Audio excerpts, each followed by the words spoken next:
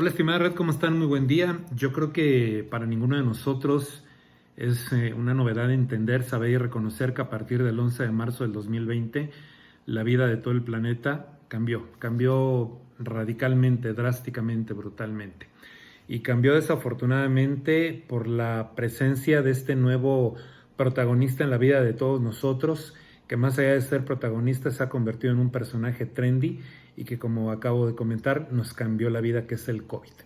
En esta ocasión yo quisiera platicar con ustedes, pero no específicamente del COVID como esa infección cardiopulmonar con repercusiones inflamatorias sistémicas, sino que quisiera platicar de algo que creo que hemos perdido un poquito de vista, porque todos hablamos de COVID,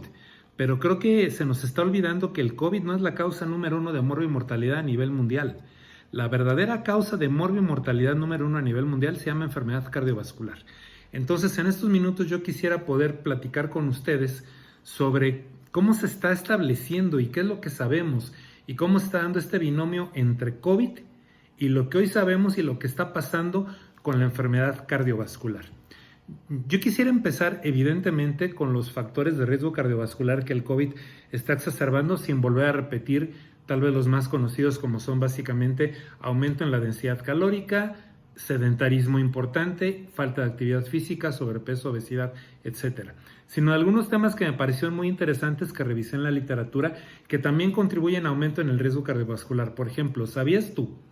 que en el país de las estadísticas se tiene perfectamente bien determinado que el consumo de alcohol aumentó en Estados Unidos de mayo del 2020 a la fecha aproximadamente un 240%? Y que también sabemos que es un factor de riesgo cardiovascular importante. ¿Sabías, por ejemplo, que el aumento en el hábito tabáquico aumentó también en Estados Unidos aproximadamente un 50%? Lo cual es grave para el impacto que tiene directamente sobre la salud cardiovascular. Otro factor importante y que de repente no estamos considerando, pero que tiene gran repercusión y que lo estamos empezando a ver ahora en los servicios de urgencia y en los reportes estadísticos por infarto agudo al miocardio, es que las personas que tienen cardiopatía isquémica y algunos otros factores de riesgo para desarrollar infarto agudo al miocardio o enfermedad cerebrovascular aterotrombótica o isquémica están dejando de ir al hospital por dos factores importantes. Uno, por miedo a contagiarse en el hospital, porque cuando uno dice hospital es sinónimo de estar infestado de COVID, y otro por la baja disponibilidad de los recursos.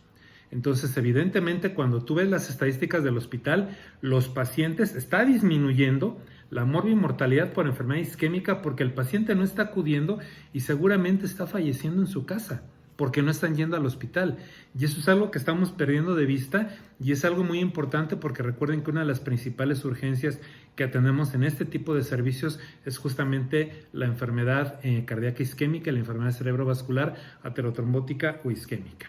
Pasando, por ejemplo, a otro estudio muy importante que es el de la Sociedad Europea de Cardiología, la cual habla ya sobre un concepto que le llama COVID Umbrella Cardiovascular, es decir, todo lo que está pasando en el COVID en la esfera cardiovascular a raíz de la aparición de este. Y voy a hablar rápidamente de cuáles son los cálculos de la Sociedad Europea de Cardiología sobre qué tanto ha aumentado la frecuencia de algunas alteraciones y factores de riesgo cardiovascular. Por ejemplo, la SEC nos dice que aproximadamente ha aumentado 2.65 más veces la mortalidad cardiovascular en términos generales, 2.75 veces más enfermedad cerebrovascular, 2.5 veces más hipertensión arterial, 2.09 más diabetes mellitus, 3.07 más veces nefropatía, en términos generales como nefropatía, 2.18 veces más obesidad y hasta 25 veces más el promedio de hospitalización en Europa por enfermedad cardiovascular. Fíjate qué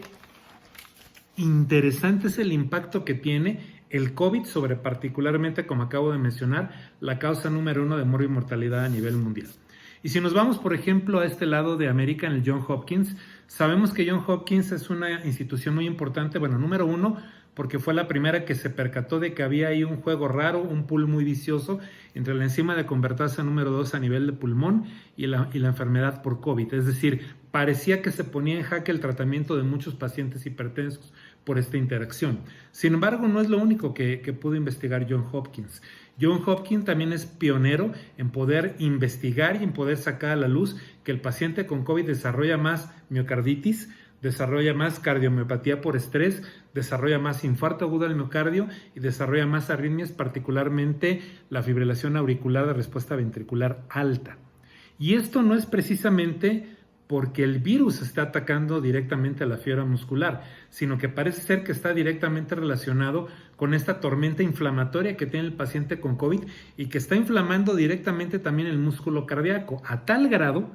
que se ha visto que los pacientes que inician con enfermedad por COVID grave y empiezan a evolucionar a lo largo del tiempo, presentan biomarcadores como puede ser el caso, por ejemplo, de la troponina, sin importar qué fracción sea, sin tener daño isquémico. Simplemente por el daño inflamatorio que está produciendo la tormenta de citocinas, particularmente con el impacto a nivel de la masa miocárdica, está provocando liberación de troponina, tanto así que junto con las pruebas que hoy se están efectuando para los pacientes de recién diagnóstico con COVID, algunas organizaciones están proponiendo que con o sin dato previo de enfermedad cardíaca isquémica, el paciente tenga una determinación de troponina, no tanto para saber si tiene o no tiene enfermedad isquémica, sino para ver realmente cuál es el impacto que está teniendo esta tormenta inflamatoria directamente sobre el miocardio como tal. Otro factor importante, porque nos hemos enfocado mucho a la parte aguda, cuando el paciente tiene COVID de manera aguda, las vacunas, la prevención, la hospitalización, etcétera. Pero ¿qué pasa, por ejemplo, con el síndrome post-COVID? Es decir, una vez que el paciente ha sido de alta. Se supone que aproximadamente de un 30 a un 80% de la población que ya fue dada de alta por COVID presenta síndrome post-COVID tardío.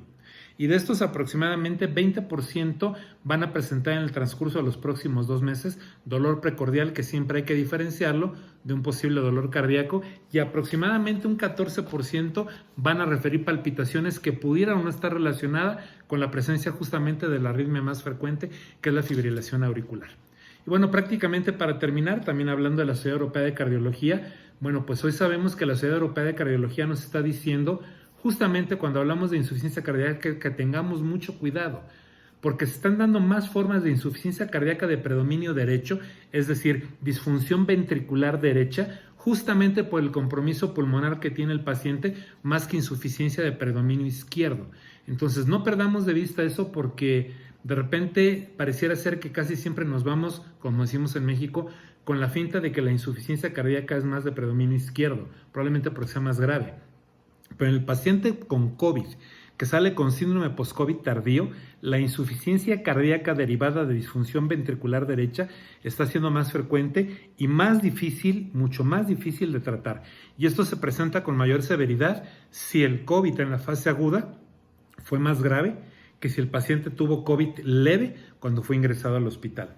Hay 2 datos también muy importantes prácticamente para terminar. Es el hecho de que en los estudios de necropsia estamos observando que los pacientes que presentan este tipo de alteraciones tienen también sarcopenia en la masa cardíaca, lo cual es muy grave porque nos está hablando de que hay un impacto directo sobre la funcionalidad de la masa cardíaca cuando el paciente tiene COVID, sobre todo grave al inicio. Y algo que es relativamente nuevo es que aparentemente hay que tener muchísimo cuidado con las estatinas y con todos aquellos medicamentos que de alguna u otra manera están interviniendo en el pool enzimático de las metaloproteinasas, porque aparentemente también tienen un efecto deleterio que todavía no está perfectamente claro, pero hay que irse con mucho cuidado con las estatinas en los pacientes que tuvieron COVID grave al inicio y que tienen datos de disfunción ventricular derecha cuando son dados de alta. Y obviamente también tener muchísimo cuidado en que una vez que estamos dando de alta al paciente, cuáles van a ser las recomendaciones para que este paciente se pueda reintegrar a su actividad física. Y no me refiero específicamente